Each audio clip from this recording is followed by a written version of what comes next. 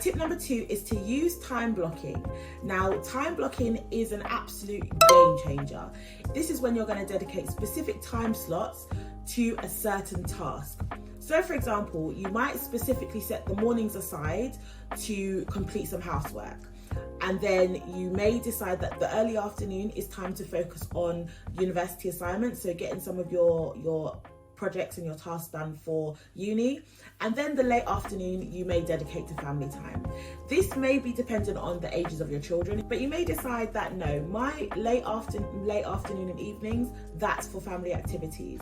And this approach, it will help you stay focused and keep you organized, and it helps to prevent tasks overlapping, but also the feeling of being overwhelmed. Because if you know specifically, I'm going to get whatever I can get done housework wise within these first couple of hours in the morning, then you know, if you're like me, you got your music playing in the background and you're getting through your house tasks, and then by the time you know it, the couple of hours is up, and then you have a break, and then you need to focus on something else. But that sense of achievement is you set yourself a goal, which is cleaning your house in the morning, and then by the time you are ready to start your next task, you have achieved something already so that you can focus on the next activity that you're going to do. My tip number 3 is to batch similar things together.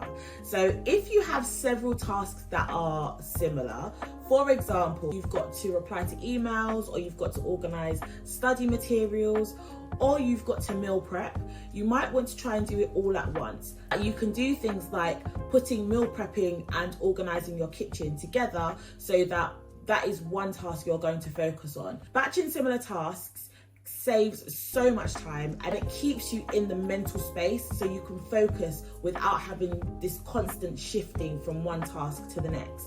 My 4th task is something I personally find very challenging, and it has been brought to my attention by the hubby that sometimes you just need to learn to say no to extra commitments. It can extra requests, especially if it's family members that are asking you to give them a bit of support, or and may need you to support them.